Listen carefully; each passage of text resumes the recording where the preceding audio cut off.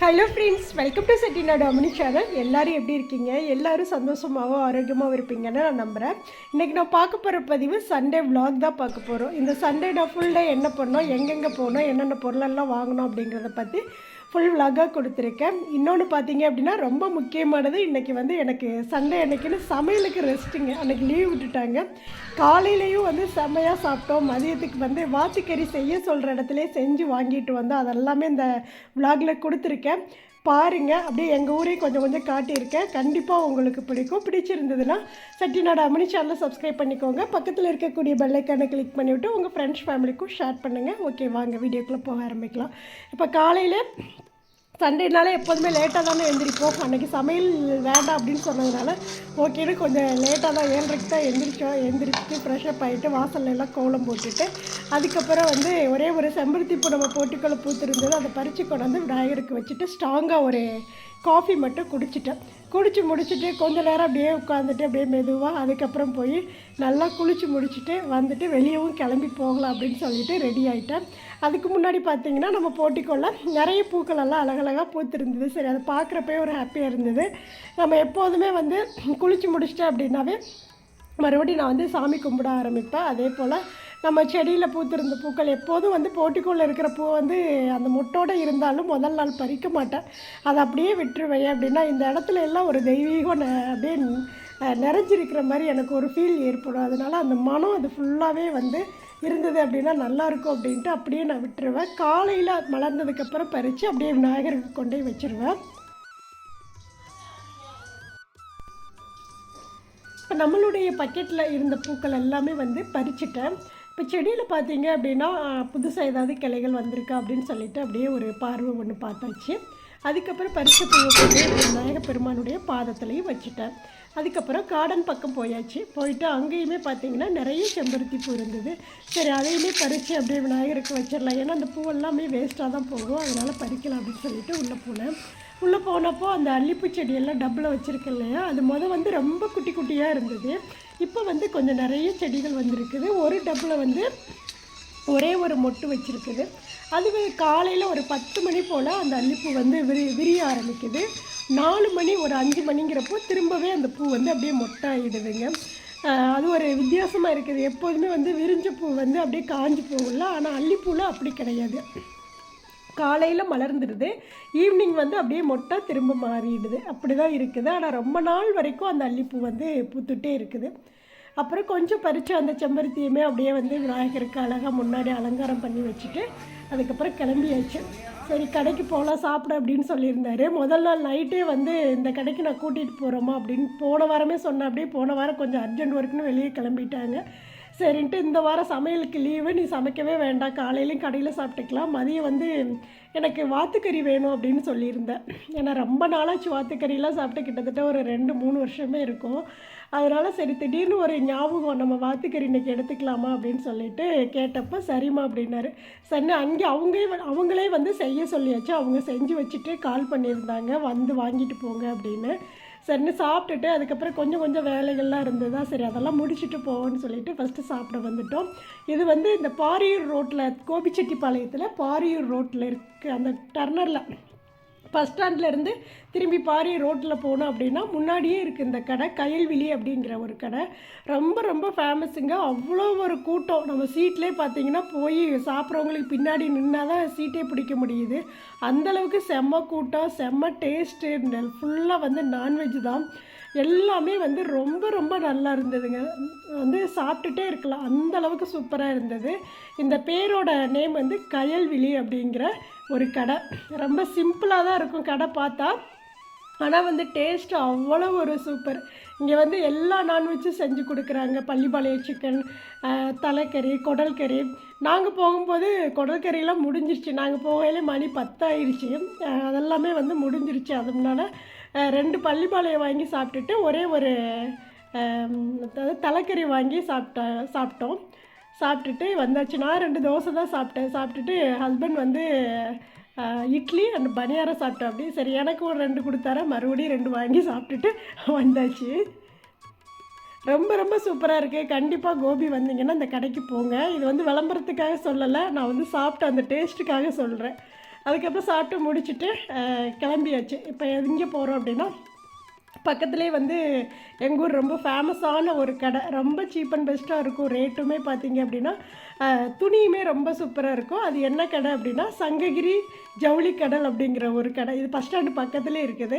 சரின்ட்டு இங்கே போயிட்டு கொஞ்சம் இன்னர்ஸ்லாம் எடுக்க வேண்டியிருந்தது பசங்களுக்கெல்லாம். சரின்ட்டு அங்கே போய் இன்னர்ஸ்லாம் எடுத்துகிட்டு சாமிக்கு பார்த்தீங்க அப்படின்னா 2 ட்ரெஸ்ஸு எடுத்துகிட்டு வந்தேன்.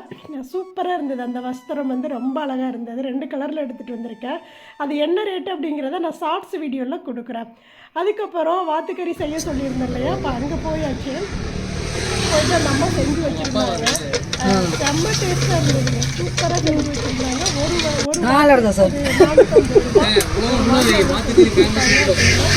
300 வந்து ஒரு வாத்து. அவங்க செய்கிறக்கு 100 ரூபா வந்து கேட்குறாங்க. 350 ரூபா போல் வாத்து செய்கிறக்கு 100 ரூபா கேட்டு 450 ரூபா. ரொம்ப ரொம்ப சூப்பராக இருந்ததுங்க. அவ்வளோ டேஸ்ட்டாக இருந்தது. நான் வந்து மிளகாட்டி செய்வீங்களா அப்படின்னு நான் கேட்டேன். ஏன்னா இந்த சைடு வந்து ரொம்ப ஃபேமஸாக சமையல் பண்ணுவாங்க. எப்படின்னா மிளகு வந்து ஆனால் அந்த வாத்து உங்கள் பேர் சொல்லிடுங்கக்கா. அந்த அக்காவே மனோரமாவா? சரி சரி சொல்லுங்க, நீங்களே செஞ்சு கொடுப்பீங்கன்னு சொல்லுங்க. நல்லா பேசுங்க, ஃப்ரீயா இருக்கு.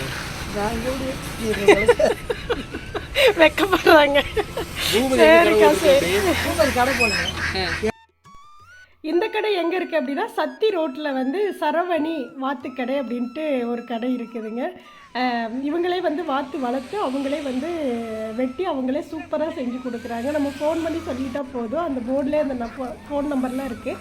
வேணும் அப்படின்னா நீங்கள் ஆர்டர் பண்ணிக்கோங்க. சூப்பராக செஞ்சு தர்றாங்க. நல்லா காரசாரமாக ரொம்ப ரொம்ப டேஸ்ட்டாக செஞ்சு கொடுக்குறாங்க.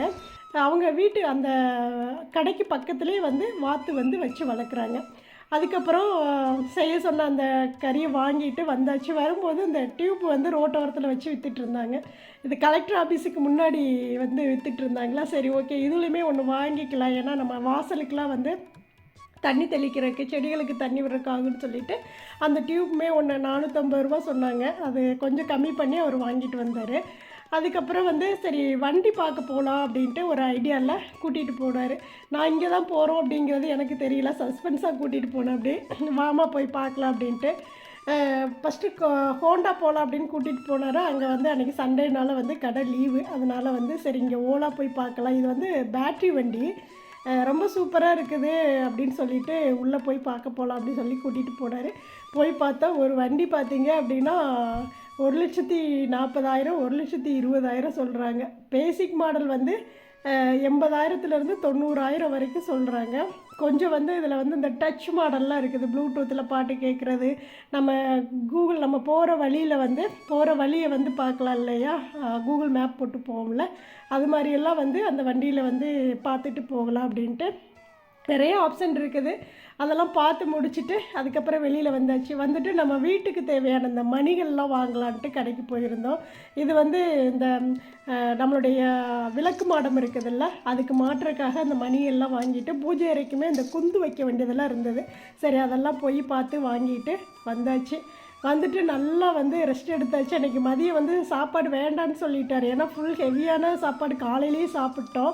அப்புறம் அங்கங்கே வந்து அந்த ஃப்ரூட்ஸ் எல்லாம் வாங்கி சாப்பிட்டோம். தர்பூசணி, அது என்னது குகும்பர், அதுக்கப்புறம் வந்து பைனாப்பிள், இதெல்லாம் வாங்கி சாப்பிட்டதுனால ஃபுல்லாக இருக்குதுமா சாப்பாடு, மதியம் வேண்டாம் நைட்டுக்கு சாப்பிட்டுக்கலான்ட்டு. அப்படி எனக்கும் அப்படி தான் இருந்தது. சரின்ட்டு வந்து நல்லா ரெஸ்ட் எடுத்து நல்லா தூங்கியாச்சு. தூங்கிட்டு ஒரு 5 மணி போல் மேலே மொட்டை மாடிக்கு போனேன். முருங்கைக்காய் வந்து நம்ம மரத்தில் இருந்தது. சரி காலையில் அடுத்த நாள் சமைக்கிறதுக்கு ஆகும், ஏன்னா நேரத்திலே சமையல் பண்ணுறதுனால அந்நேரத்துக்கு மேலே வர வேண்டாம், இப்போயே பறித்து வச்சிடலான்ட்டு அந்த முருங்கைக்காயும் பறிச்சுட்டு அப்படியே ஒரு 1/2 hour நல்ல கிளைமேட் சூப்பராக இருந்தது. நல்ல ஒரு மழை வர்ற மாதிரி இருந்ததா, அதனால் எனக்கு அந்த கிளைமேட்லேருந்து வீட்டுக்கு கீழே போகிறதுக்கு இன்ட்ரெஸ்ட் இல்லை. சரி மேலே ஒரு 1/2 hour நடக்கலாம் அப்படின்ட்டு சூப்பராக ஒரு இளையராஜா பாட்டை அப்படியே கேட்டுக்கிட்டு அப்படியே மெதுவாக அப்படியே நடந்தேன். ஒரு 1/2 hour நடந்து முடிச்சுட்டு அதுக்கப்புறம் போயிட்டு நைட்டு சமையல், ஏன்னா நான் மதியம் வாங்கின அந்த வாத்துக்கறியே இருந்தது. ரசம் வைக்கலாமான்னு கேட்டேன். அதெல்லாம் எதுவுமே வேண்டாமா, இதே போதும் அப்படின்னாரு. சரின்னு ஒரு 7:30 மணிக்கெல்லாம் வந்து சாப்பிட்டுட்டு அதுக்கப்புறம் மூவி வந்து புக் பண்ணியிருந்தேன். அப்படியே இந்த அரண்மனை 4 அதுக்கு போயிருந்தோம். ஏன்னா பையன் சொல்லிகிட்டே இருந்தான் ரொம்ப நாள் வரைக்கும் இந்த படத்துக்கு போகலான்னு. போன வாரம் அவருக்கு டக்கு ஒர்க்கு வேலை வந்ததுனால லீவு போட்டிருந்தாங்க. ஆனால் வந்து டக்குன்னு வந்து வேலை மெஷின் நின்றுச்சுன்னு சொன்ன உடனே கிளம்பி போயிட்டார். அதனால் போன வாரம் பார்க்க முடியல. சரி இந்த வாரம் புக் பண்ணிவிட்டு போய் ஈவினிங் போய் நல்லா வீட்டில் வந்து நல்லா வாத்துக்கறி சுட சுட சாதம் வச்சு நல்லா சாப்பிட்டுட்டு அதுக்கப்புறம் வந்து அரண்மனை போருக்கும் போயாச்சு. போய் நல்ல படமும் பார்த்துட்டு நைட்டு 7:45 இங்கே வந்து இங்கேருந்து வீட்டிலேருந்து போயிருந்தோம். படம் பார்த்துட்டு முடிச்சுட்டு 10:30 ஆயிடுச்சு. அதுக்கப்புறம் வந்து மறுபடியும் கொஞ்சம் சாப்பிட்டாங்க. நான் சாப்பிடல, பசங்க அவரும் சாப்பிட்டாங்க. அப்புறம் அவங்களுக்கு சாப்பாடு கொடுத்துட்டு அதுக்கப்புறம் போய் நல்லா தூங்கியாச்சு. இதுதான் வந்து சண்டே வந்து ஃபுல் டே வந்து நான் செஞ்ச வேலைகள், ஷாப்பிங் போனது எல்லாமே உங்களுக்கு வீடியோவாக கொடுத்துருக்கேன். கண்டிப்பாக இந்த பதிவு உங்களுக்கு பிடிக்கும்னு நினைக்கிறேன். பிடிச்சிருந்தது அப்படின்னா செட்டிநாடு அம்மணி சேனலை சப்ஸ்கிரைப் பண்ணிக்கோங்க. உங்களுடைய கமெண்ட்ஸ் எதுவாக இருந்தாலும் சொல்லுங்கள். தேங்க்ஸ் ஃபார் வாட்சிங். நன்றி, வணக்கம். அனைவருக்கும் நல்லதே நடக்கும்.